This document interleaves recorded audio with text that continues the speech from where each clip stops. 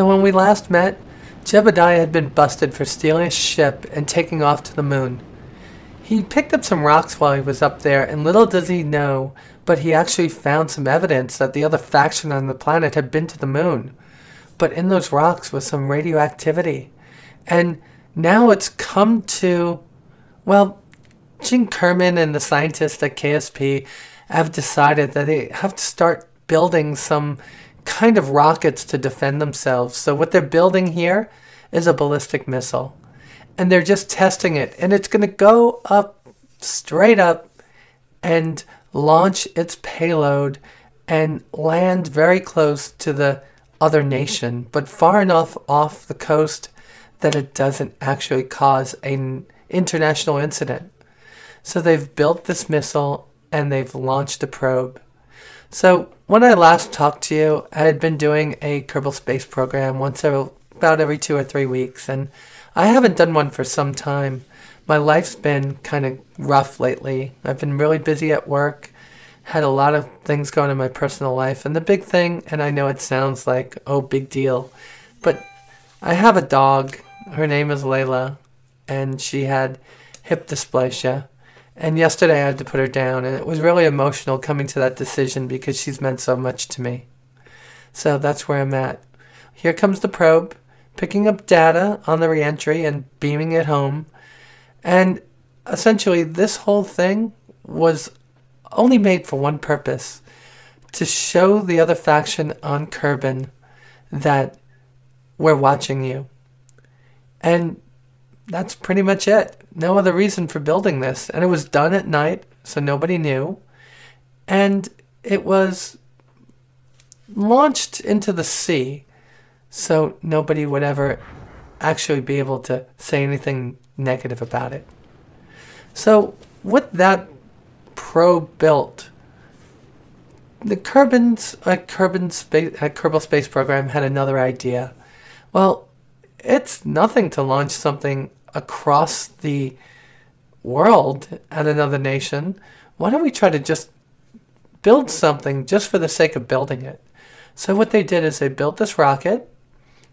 On the top of it has a probe, and the whole idea of this probe is to go as far as you can, further than anything made by a Kerban has ever gone. So it just launches straight up, doesn't even try to attain orbit, and just launches itself out into space. What are the hopes of this thing? Not much, just to show we can do it. As you see it, blasting through the atmosphere at incredible speeds, so fast it lights up like a torch leaving the atmosphere. This baby gets going at 3 kilometers a second at one point. And essentially, when it's gone, it's gone. What else can the Kerbans do? Well, we'll find out shortly. But we're going to watch the success of this mission and then talk about what's going on with Jebediah. Some of the key elements in this one are that we have enough battery life and solar panel power to actually keep this probe going for quite a while. And as it's exiting the solar system in the far distant future, it will be able to beam back important data. But of course in KSP, there's always an end to every project. You could only use every instrument once. Could you imagine that on Galileo or the Mars rovers, only being able to take one picture or one soil sample or one atmospheric sample? They would never happen. But in KSP, it's a game, so in order not to make it easily winnable by building one ship that could get everything you ever need, they limit us. But I'm going to make believe. This ship is going to be beaming back important data for quite some time, way off into the distant future. So let's bid goodbye to the Pioneer, the KSP Pioneer. So this is the next craft that we're going to launch. This is Jebediah's it's his new space plane. He doesn't know why he's doing it. Eventually, he'll understand. But KSP, the Kerbal Space Program, they're not really ousting Jebediah. He's being punished, but at the same time, he's being trained for a top secret mission in the future. The scientists at KSP are trying to discover the mysteries of flight. They already know how to fly a spaceship, of course, but now the winged vehicles with air-breathing jet engines that could obtain, 5, 6, 7, 8, 9, 10 times the speed of sound, that's what they're looking for. Something that could fly in the inner atmosphere, get over to the other side of the planet, and come back. So Jebediah launches into this beautiful fighter, takes off, and very boring flight for him, a very boring flight, heads off over to the mountains yet again. He's got a couple of instruments on here, and he's going to gain some valuable science. The science that he's gaining is proving that we can do this with hypersonic travel. Who knows, maybe something like this will be used to get back into the atmosphere later on. Maybe it's attached to a bigger ship and released high above Kerban to shoot through the atmosphere at incredible speeds over that other nation, which we do not know the name of, and find out some valuable information. So Jebediah is streaking at incredible speeds now towards the mountains.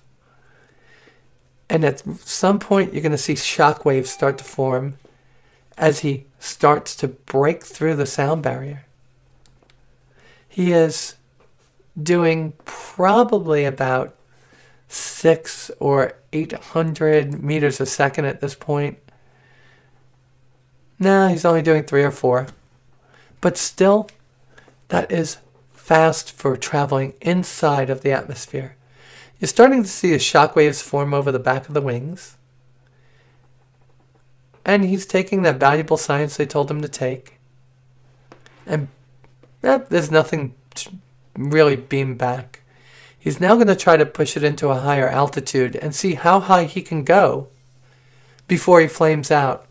This is going to gain some science for the scientists back home. It's going to gain an insight on just how high can an air-breathing jet go in this, well, on this planet. We get up to a height and we start to see our intake air drop significantly, and Jebediah is in a flat spin. Of course, Jeb's at the controls, so we don't have to worry about much. And this inherently unstable aircraft is very stable in the hands of Jebediah, who tackles the rotation, pushes the nose down, gets lift back, and then, well, hits the engines when he drops below. There you go. He's dropping below 15,000, 13,000, falling fast. But he's getting his engines back online again. And he's pointing back towards the Kerbal space program little by little. He's got to make his turn very slowly as his wings desperately try to bite into the atmosphere to gain lift again.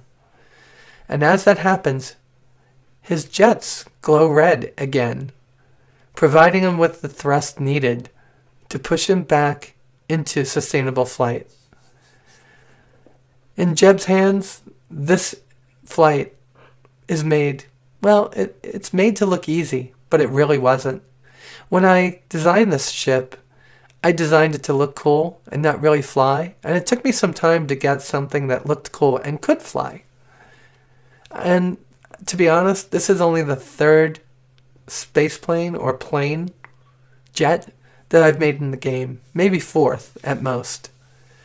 So Jeb is going to streak back, get as much science as he can so we can make our next ship.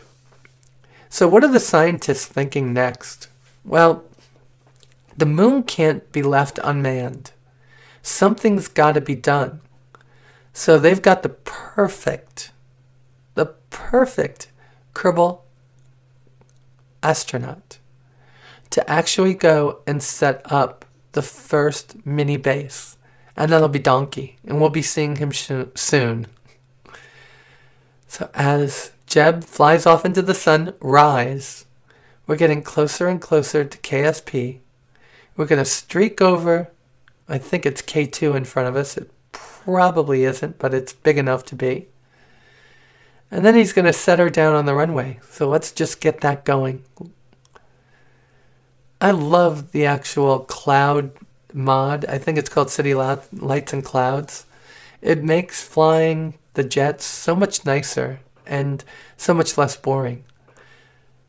So he's trying to line up because he's streaking in at incredible speeds, as I said.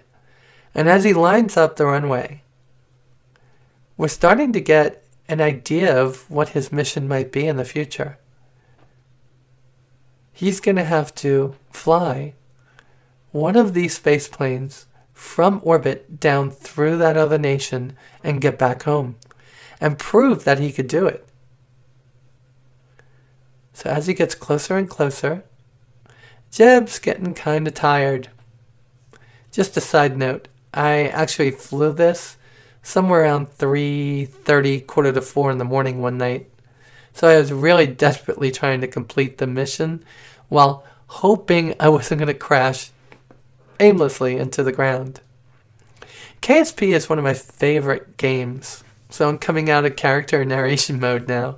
I really, really, really love it. I always have this feeling of accomplishment when I finish a mission, and each mission I create this backstory, and it really helps. And I got that from the Scott Manleys and the Harves from Hot Gaming.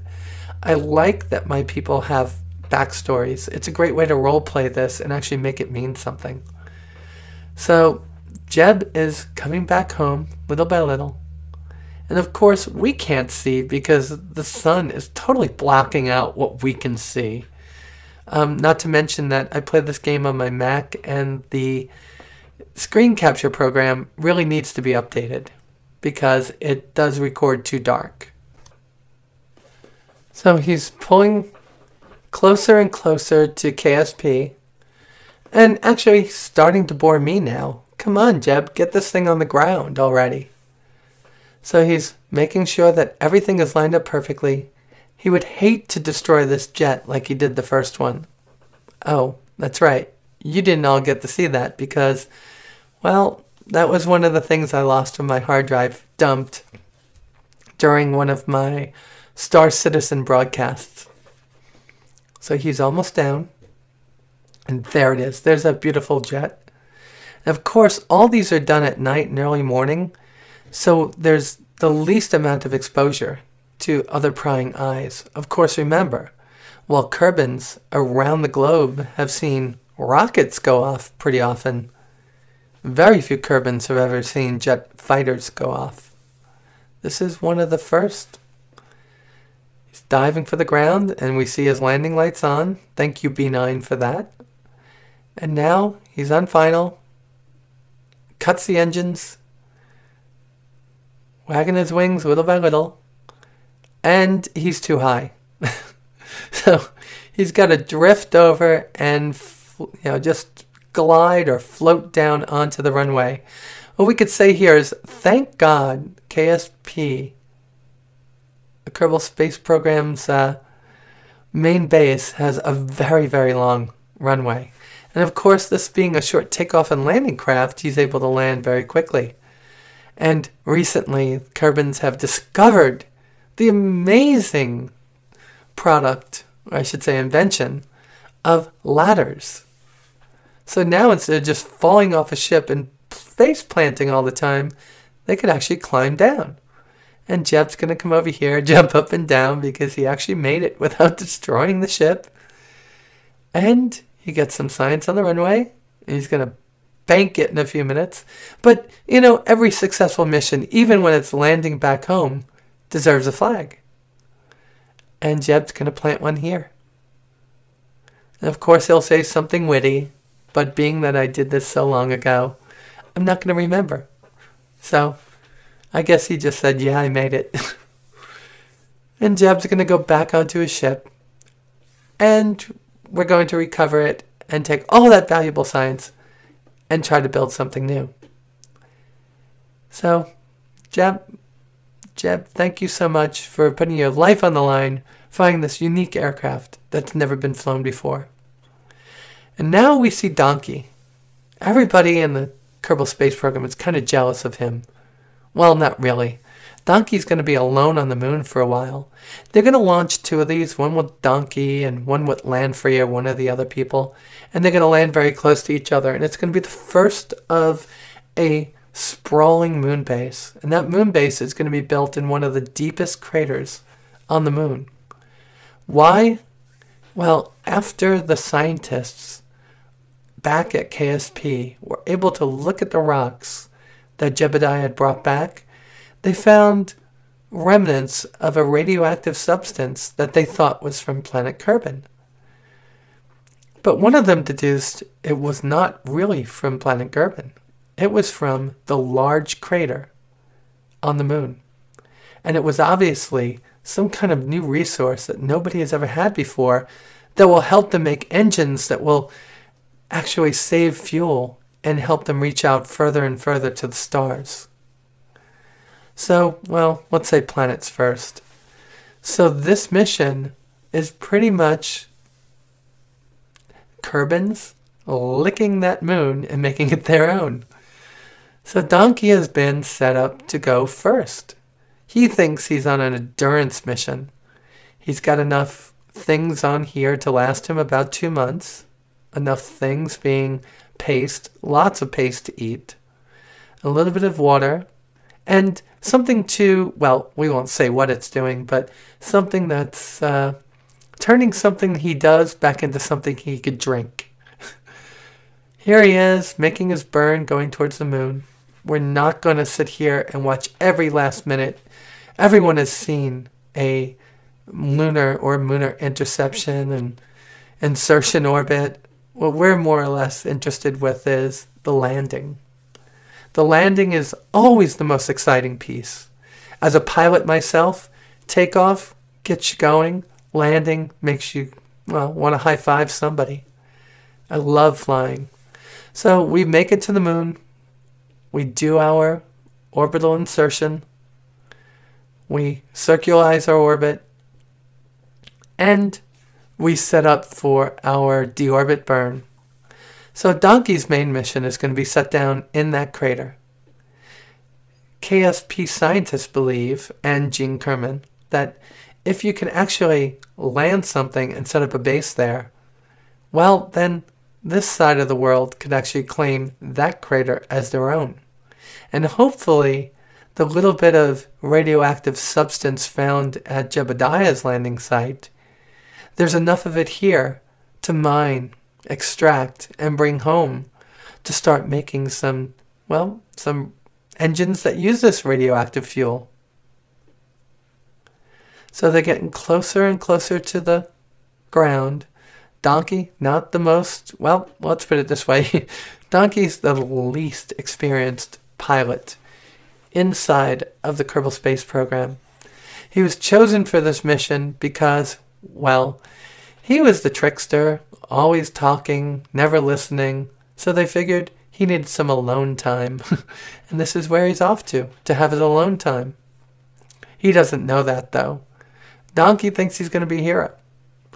And in actuality, by the time he comes back, he will be. So he's having a few issues getting this thing down. He wants to get it down just perfectly right and land it right in the center of the crater. He's sporting a brand new cabin. This is the lander can. Now, it's a very unique looking spacecraft.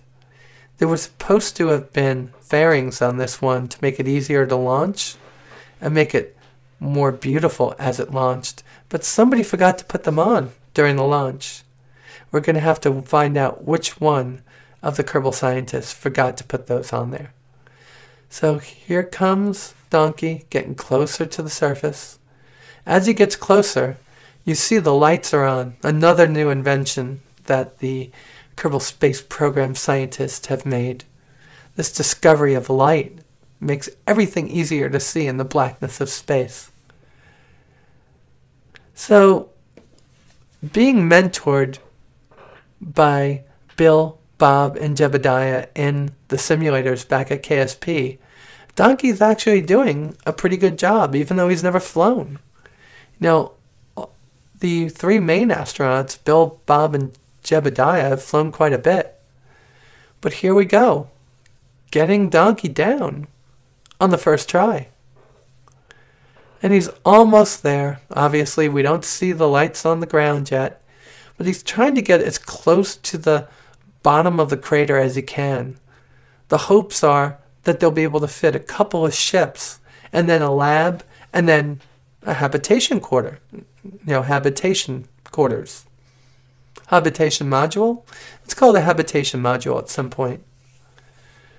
And we're probably within 1,000 meters, 1 kilometer. Oh, we're a lot closer. There's the lights. We're getting closer and closer.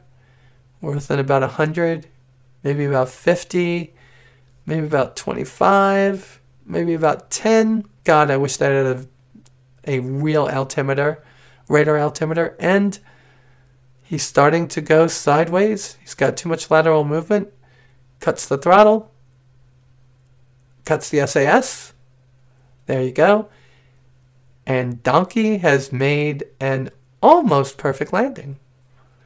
And of course, what's a perfect landing on the moon without letting out your brand new invention, a ladder, which Jebediah used for the first time, and getting a little bit of science.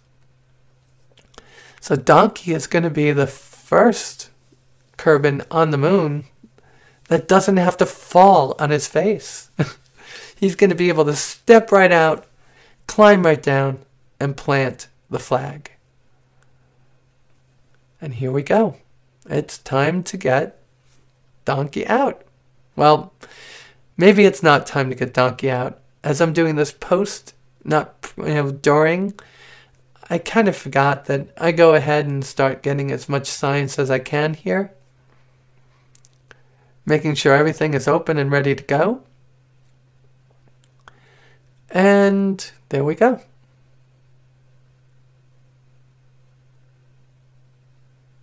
We saved as much as we could.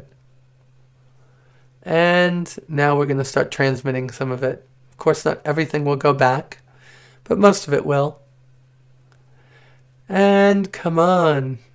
Come on, old me. Get him. There we go. Old me has finally listened, and Donkey is on the ladder, on his way to becoming the next great hero in the Kerbal space program.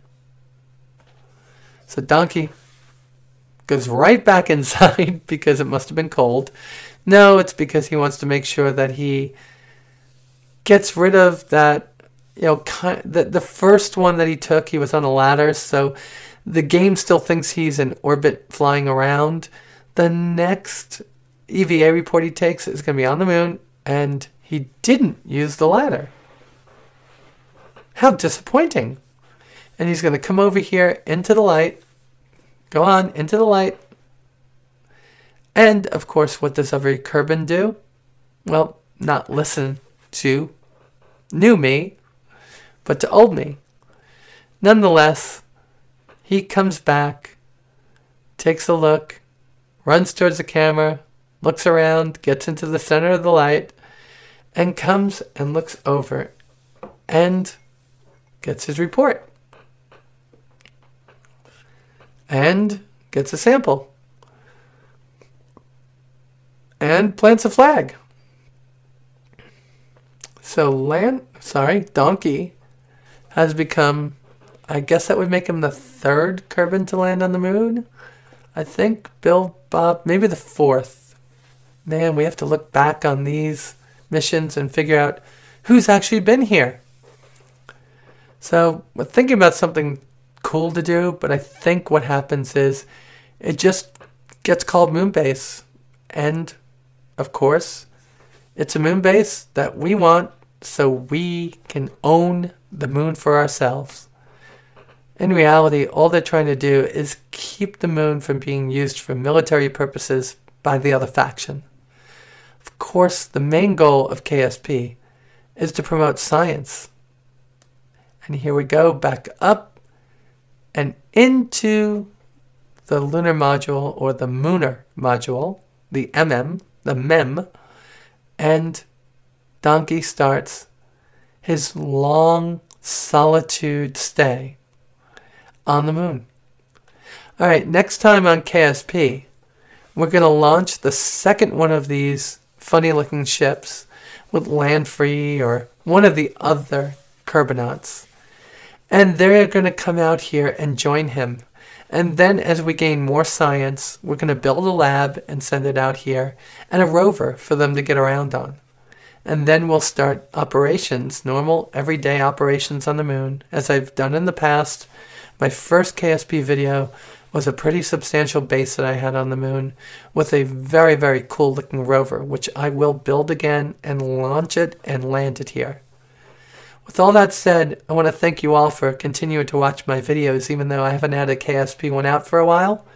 So thank you all, and I will talk to you real soon. Bye.